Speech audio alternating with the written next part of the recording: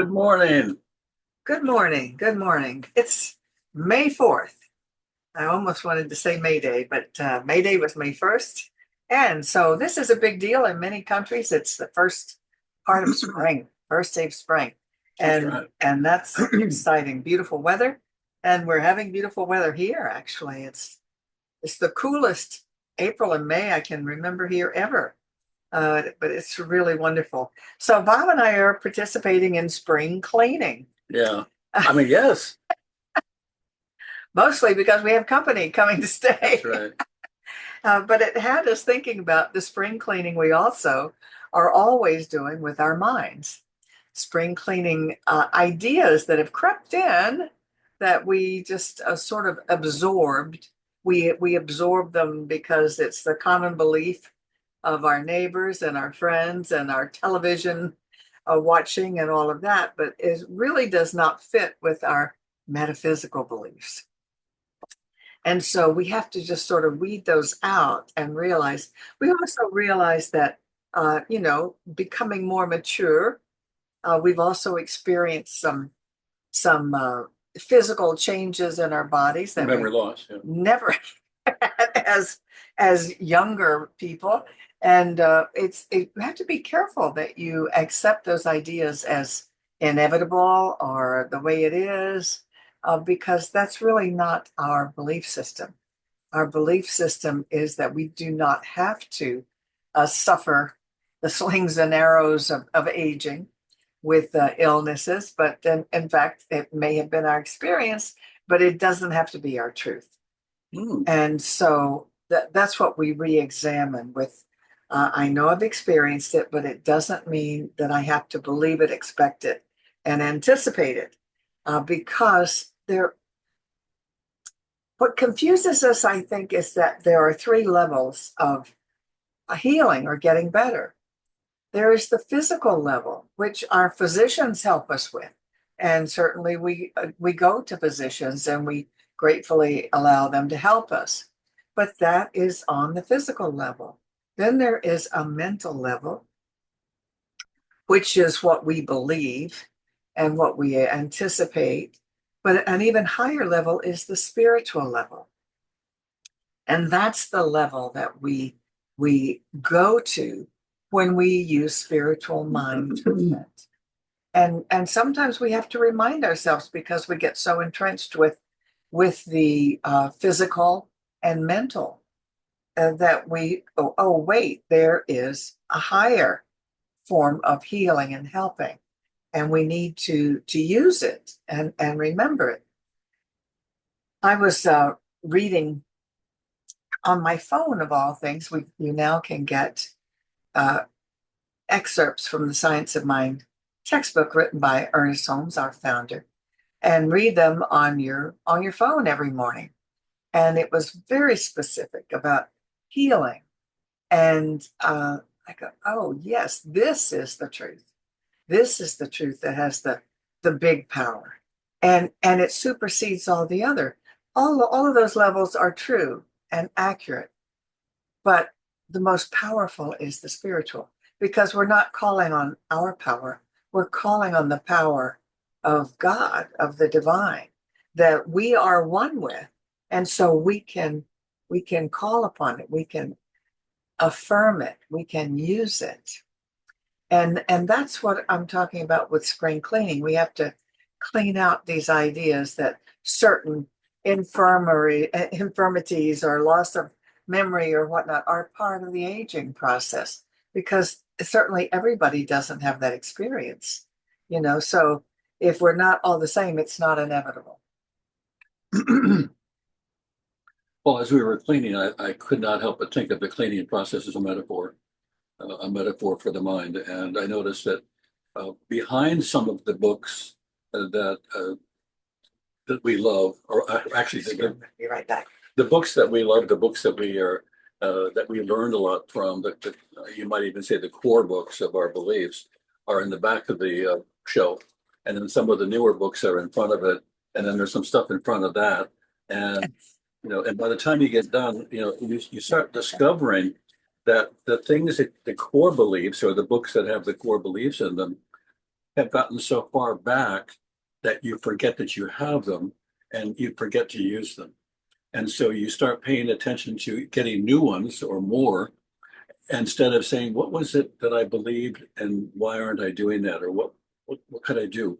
But the other piece of that that really struck me too, and when it comes to mental or physical house cleaning, is the freedom that you feel when you suddenly don't have a lot of things in front of the core ideas that you really want to give light to, that you really want to give attention to. And so, I think what happens is you have this belief, or at least I have this belief, and I have a knowing that I'm connected to a universe that is in favor of me, that loves me, and wants the best for me until I watch the news. And then I watched the news, and the news said, this could be the end. If not today, maybe tomorrow. Stay tuned. We're going to tell you some more bad things.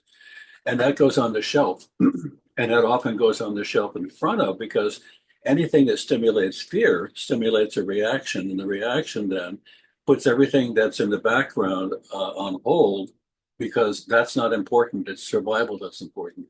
We spend a lot of our time paying physical attention to our physical world and almost in reaction to it. Let's watch the news and see what else is happening that we need to be worried about. Not, and there's not much that's going to be shared that's good. There's, I think, 4 million people in our area. Two of them got shot yesterday, and they're the ones on the news. And so, and everybody and their families. And then you ask the family, so how do you feel about having a relative of yours shot? Not very good. And here we are hearing from the person who is just going through the loss and what it means to them.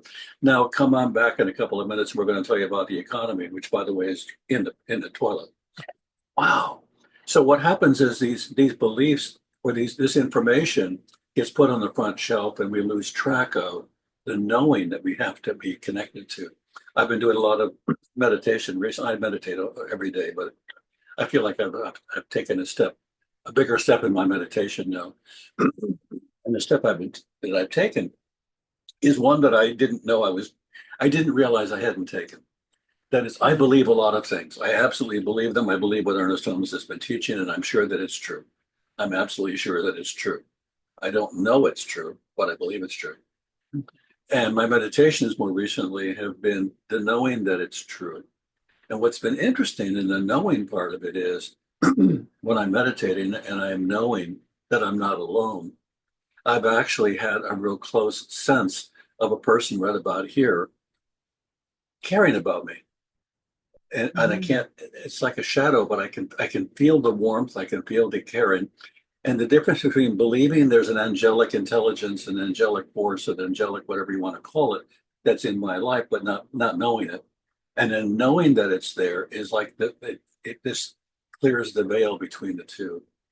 The veil that we're suffering under very often is the veil of not knowing, but thinking that if we believe it, it's enough. And it isn't. I can show you how to ride a bicycle. I can give you a manual on how to ride a bicycle. I can even give you a manual on who invented the first one and why riding is a good idea and all the benefits. And you could say, I know everything about bike riding and I believe in bike riding. But until you get on the bike, you don't know it. And so our spirituality is like getting on the bike and being afraid we're going to fall, but then noticing that we are lifted up, that we are helped. But the tendency for us is to worry more about the fall than to pay attention to what do I know here? What do I know for sure? I can't think of her name now. You'll think of it. She wrote several books, and we watched her in person. She's wonderful. And what the favorite thing that she'll say is it true? Is it really true? Byron Katie. Byron Katie. How do you know it's true? We say it's true. That's it. It may not be, but we just say that. And so often what she would say is it true? You look a little deeper and you look a little deeper and you're looking for what is it that you could know that would be true, not just what you think is information or a fact. And that is so critical to this whole process. So the house cleaning for us has been a mental house cleaning too. I like walking around and finding that I can find things. How many of you are walking around in your mental life and you can't find things because you've got too many things you're trying to hold on to all at the same time? And if you would say, like, I'll put those in storage for now and pay more attention to, or I'll give them up. I don't need them. Sometimes we can't give up the things that we have that we don't need anymore. So just pretend you're putting them in a box in storage and that you're not going to give them up, but you're not going to go look at them anymore. And then eventually you may be able to actually give them up. Yeah, I think it comes in stages, and Yeah. our beliefs are that way too. You know, what we can give up believing, we can release things in stages. But, you know, for example, I don't read all the books that I have, of course. And Bob says, well, why do you need to keep them then? I go, wait a minute. My books, my treasured possessions, my books. You know, but so that may come in stages. Maybe I can release some of them and a few of them and things like that, because it's amazing how we accumulate things, and you don't notice when you're accumulating until you stop Yeah, and take a look. I was going through some of the couple of drawers that I have right now, and I actually have 11 screwdrivers that all do the same thing, and three pairs of vice grips. I will always need more vice grips, and two staple guns. Because, you know, anybody that's ever had a staple gun knows you need a backup, you know, staple gun. And the part of me that was so reluctant to, yeah, but it took me a long time to acquire these. There may be a particular kind of screw that I've never seen before that requires a length of, yeah, I'll put it in a box. I can't believe how Do we do that with beliefs too? exactly. Not quite Exactly. ready to Yeah, release that yeah. belief yet, because I'm not Catholic, but I am keeping the rosary. You never know, you know. I don't really believe in crosses, but I've got two just in case. Yeah, it's really funny how many things we hold on to that are holding on to us. That there's no benefit in doing that except it gets in the way. When you clear out ideas and things that don't work, or you simply say, you know, I don't know what I believe anymore when it comes to this, and I'm not gonna invest any more energy in it. I'm just gonna let it go. And but what are the core beliefs, the things that you fundamentally know to be true, and are they still true for you? I think what we probably need to do more often than we like to is to look at the things we believe and dig a little deeper rather than dig someplace else. You know, most of the things I hear today with by New Thought teachers, I've heard before. And I don't mean that I've heard it all, but I've heard it before. And the truth is they're telling it to me to remind me that I already know this and what I should do rather than buy their latest book for $29.95. But wait, no, what I need to do is go back to where did I first hear that, look at that and say, what did it mean to me then? And what does it mean to me now? How have I changed? How have I grown? Some of the books you have, you've outgrown. Well, one of the things that's a dilemma, especially as we get older, is that it is the natural order of things Yeah. for people to make their transition back to spirit, you know, and that's not a loss and it's not a tragedy, but it seems like it Yeah. to our loved ones and to those that we love, and so it's inevitable that people die, and most people don't die healthy. Yeah. You know, they get sick and die. And so that's all true on a certain level, on a physical level. And we have to make that make sense along with our belief that we don't have to be sick, and um, we don't have to withstand illness. And so I found that my beliefs in that were much stronger when I was younger, and it's become more difficult as I get older. But that's gradually my beliefs have eroded in that too. And I've realized, yeah, I need to accept more firmly that I am well. One of our practitioners has a great saying. She says, oh, hell, I'm well. And that's a great way to just release any fear or concern about what's happening with my body. Oh, hell, I'm well. And just accept that we're well, and that's the natural state. I was watching a car program, and they were interviewing somebody who collected antique cars and it took care of them. And what I really appreciated about his conversation was how much respect he had for vehicles that were 80, 90, 100 years old, how he loved them and cared about them. And the result of that is they're in mint condition. And I think, yeah, Yes. and that didn't mean that he didn't put money and time and effort into restoring them. But we act as if a part of us needs to be restored, it's just not worth bothering with anymore. We're not worth bothering with. It's almost over anyway. We act that way, or I'm defective. You know, if you have a 1952 Studebaker Golden Hawk, and something goes wrong with it, there's no parts for it, but you can make them. And you can put it back on the road and people will look at it. That's beautiful. Where did you get that? I got it the same place you get all cars, but I took care of it like it had value. Are we taking care of ourselves and our beliefs like they have value? Are we taking care of ourselves like we're worth taking care of?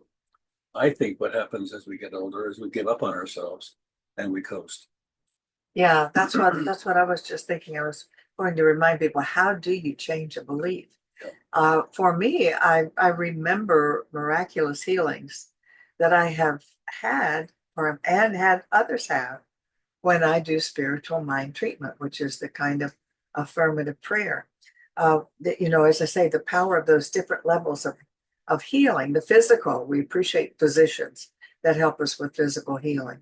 And yet we know it's not as elegant, as fast, or as unique as when you go uh, up the higher level to Yeah. mental and then spiritual healing. Spiritual healing is just miraculous. It just happens instantly because or it can happen instantly because it's just a whole level of energetics. The physical body responds to the spiritual body and to the spiritual power, and it works on the quantum level. Yeah. We feel like we're physical beings, but we're really mostly space. We are mostly I empty have been told that space. I'm a lot of empty space. And all that can realign and readjust according to your beliefs. So the power of spiritual mind treatment is that we know the power is God's power, not our power. If we thought it was our power, well, we wouldn't be very powerful. But when we know that the power is God's power, anything is possible. And we can believe that and accept it and declare it. And so our steps of treatment are to acknowledge, that this is God we're talking about. This is God's power, and that I'm one with that. I was watching a commercial the other day and I had this mental picture of making a different commercial. And the commercial was a Morgan and Morgan commercial. When you see a man walking, he's probably like he's really old in his 50s, and he's walking, and he's not walking as nicely or as healthily as you'd like him. And then Morgan, they get behind him, and then four more attorneys, and then four more attorneys, and you see him leading what looks like about 50 people, and they're all on his side. They're all working for him. And I thought, what if we were walking, and this is my guardian angel, and these are some of the spirit guides that come and give me a hand. And this is another group of the way showers, the teachers, what if when you're walking, you imagine you're surrounded by 50, 60, 70, 80 people, and energetically you're all of the same frequency, which means that you're walking as one. Would that be a different world? I think we often walk as if we're not only alone, but that we're not cared about. And when we walk as if we're alone and we're not cared about, it's a different walk than we walk knowing that we're surrounded by divine intelligence, divine heart, divine love, and that it's there all the time. That is a nice walk. Yeah. And you don't have to have a car that says Morgan and Morgan. So we're saying that it is possible and it is necessary for us to sometimes do spring cleaning for our beliefs. Have we slipped in what we believe? Have we slipped in how we're using it? Yeah. Because Ernest Holmes says it's not worth anything unless you use it. So we have to use our teaching for ourselves and for others. Uh, we don't do prayer for anybody unless they ask for it, because then we know they want it and we can expect it when we do it. So it's very important to continue to use this power that's greater than we are, but we can use it. So clean out any old beliefs that it's not working for you anymore, or there's no sense in trying to be better. There's lots of sense in being better. Well, and I think it would be helpful to know that prayer always works. When I say it always works, it doesn't necessarily unfold in the order that we would like it to, or necessarily the way we would like it to, but it always works. So I might pray, my treatment might be the trip I'm taking is a safe and perfect trip. Everything that I need to know, I know. I am a comfortable traveler. I can say all those things and I can know those things. I get to the airport and there's something wrong with my ticket and I'm held up and the plane takes off without me. And then the plane crashes and I wasn't on it. And they, you're making this up. yes, of course. Okay. But no, this actually happened last week. No. So, but the interesting thing is that I can hear myself saying, I can't believe this. I did my affirmation. I did the treatment for it. And here I am at the airport and I can't even go. It wasn't your flight. It wasn't your time. Often when we're asking for something, it isn't our time, but everything is working in favor of the time that's right for us for what we need to have happen next. Sometimes we have breakdowns because, and I like saying this myself, every breakdown is an opportunity for a breakthrough. And every breakdown, if it's an opportunity for a breakthrough, we start looking at it as it's a breakdown. I got that, but I wonder what the breakthrough is. As opposed to a lot of breakdowns, it looks like I'm broken. And when we invest in the brokenness, we then learn more about what it means to be broken. Exactly. So do your spring cleaning. Yep. Examine, have your beliefs slid. If you're having trouble with that, it's just not easy for you. Come over here. We still have more stuff we need to go through. Yeah, we got lots. We can warm up in our house. Yeah. So I think what we ought to do is end with a treatment, since you mentioned Let's it. Let's do. And I'd like to start off with life is pretty good. I'm not so sure. No, So what will be the topic of our treatment? What are we treating for? well, I think what I'm going to treat for is the clarity of mind, the clarity of knowing that there is one power for good in the universe and that it's working through us all the time. And so what I know right here and right now is that one divine intelligence, that divine intelligence is a heart that is beating inside of each of us. That divine intelligence is compassion, understanding, wisdom, and love. And it's here all the time within us, everywhere. And we say yes to discovering it in every breath we take. We say yes to discovering the richness of this inner knowing that who we are is perfect in every way, having the exact perfect life that is necessary, that is required, that is arranged by us, and that there are no accidents. There's nothing bad happening, even if things appear not to be so good. We know that we are well. We know that we are happy. We are content. We have all that we need. We refuse to acknowledge or listen to all the naysayers of the world. And we know that everything in our life is unfolding in perfect timing, perfect right timing, and perfect ways. We know that this is the action of the divine in our life. We give thanks for it. And together we say, and so it is. And so it is. Before we end, I've got to share this. It popped into my mind. Termites make these enormous mounds, huge mounds. They put their life's blood into making these mounds. Elephants go up to those mounds and like to use them to scratch their butts. And they'll rub up against them and they'll knock them down. Now, when they knock them down, there's a hole because the elephants are very heavy and nothing can grow in that area because the termites have actually made it flat. Eventually, what happens when the rain comes is that becomes a pool or a pond. And that actually then feeds thousands and thousands of creatures, both large and small. Imagine making it a home for yourself. And the best thing that can happen is that it's destroyed so that thousands and thousands of creatures can live. And get water. And get water. Yeah. And so they follow these elephants and they get every so many miles, they need to scratch a little and they find a termite mound. And the termites, they build another mound. But these are wells of water that are lifesavers. So when something bad happens, who knows what kind of pond you're going to end up with and who's going to feed and what it's going to do that's going to be for your good. Exactly. Anyway, thanks for listening today. And we're going to now go to Sherry. Did you? Oh, you did it. Good. We did, yes. So we're going to take a look at how you can support this ministry. This is our webpage, cslpalmbeaches.org. And when you go there and you click on this button at the top, ways to donate, it will show you how you can support. If you haven't gone to it in a while, just go to it and scan it, and look at it, take a look at it, and see if there's anything you didn't already know. Exactly. And if you would like treatment, let us know. please. We do spiritual mind treatment for those who request it. So let's say this affirmation because we believe it's true that my investment today is made with the full realization that God is the source of my supply and returns it to me enriched and multiplied. And so it is. As we give, we do receive. So share. Okay, and we're going to end it